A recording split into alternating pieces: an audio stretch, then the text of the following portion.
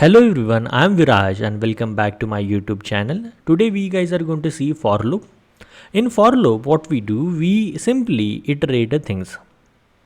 We can use a for loop to print a particular thing multiple times, or we can print a sequential elements from a iterable. The syntax for loop is going to be something like this: for a variable or initialization in iterable, and we can write a logic, whatever the logic we wanted to do. I am having one of the program like for I in a range 1 comma 6, and in below I am printing a I. So I is nothing but the what initialization. 1 and 6 are nothing but the start and stop position. Range is one of the built-in function guys, which will use for generating a sequential elements. On the right hand side we can see that it is generating a 1, 2, 3, 4, 5. The reason is it is not taking a 6, it will stop at that particular position. The way the for loop will going to execute, it will go to the one element at a time. So as soon as the for loop gets started, so it will pick up the I as a 1, then 1 will get printed, then I becomes a 2, then 2 will printed, then I become a 3, then it will print a 3, then 4, 5 and so on. So we can see that all 1, 2, 3, 4, 5 elements are printed. Let's see this same thing with the hands-on coding exercise. So let me open my ipynb file. Okay, so I will write a for loop, and I can just mark down this: for I in a range 1 comma 6 colon. After the colon, we have to give a 4 white spaces. That is a indentation rule in a Python. Print I, and let's print it. If I want this output in a same line, I don't want it everything in on a new line. So how we can do that?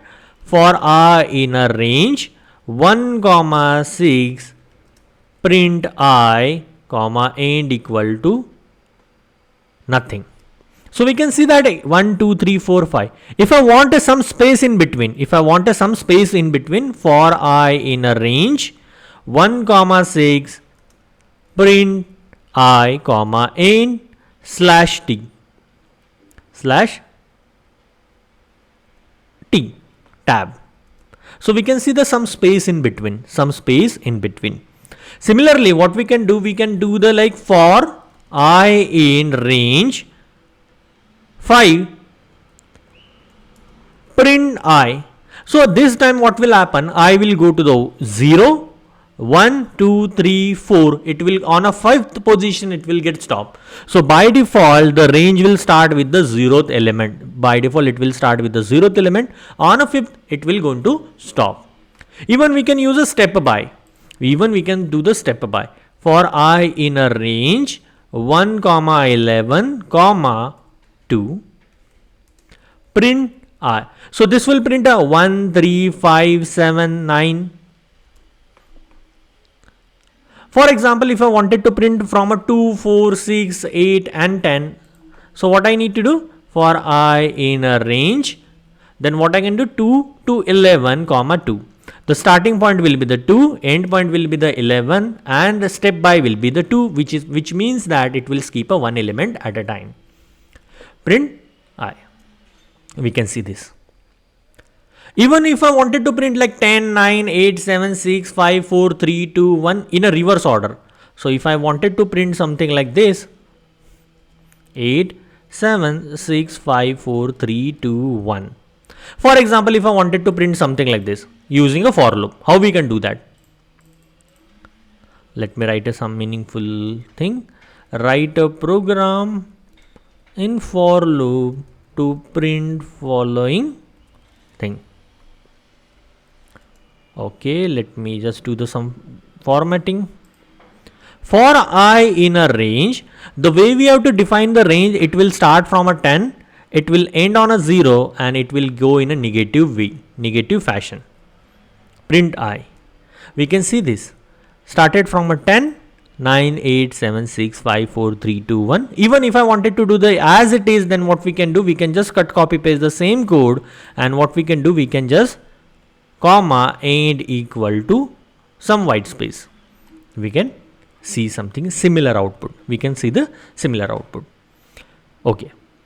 Then we can have a nested for loop. Nested for loop means what? The for loop within a for loop. Nested for loop.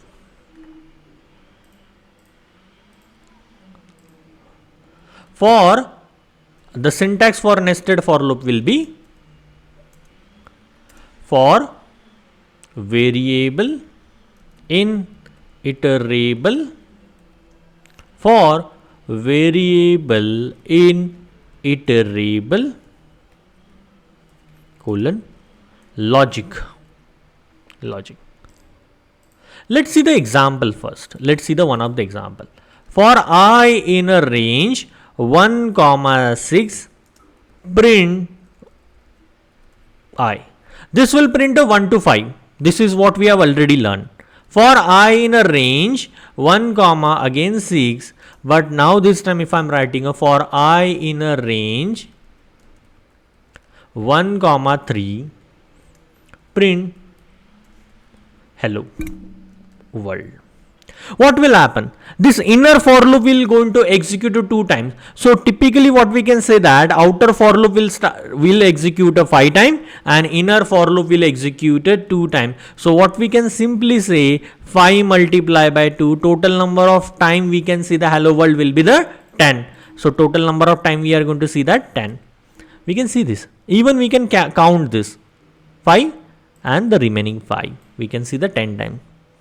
So to understand this, how the execution order works, so what we can do, we can write the same thing for I in a range 1 comma 6, for j in range 1 comma 3, print I comma j. We can see this 1 1 2 2 3 3 4 4 5 5 and 1 2 1 2 1 2 1 2. Why this is? Because as soon as this for loop gets started, this inner for loop is going to get executed 2 times. Then again this will start, then inner will get executed 2 times.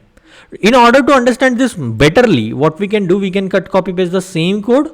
We can cut copy paste the same code, and instead of I can mention it as a j and hello world. And what I can do, I can write a print, or I can just write a hello over here and world over here.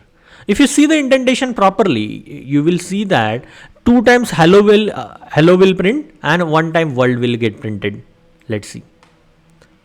Hello, hello, world, again hello, hello, and world, hello, hello, world, hello, hello, world, and hello, hello, world.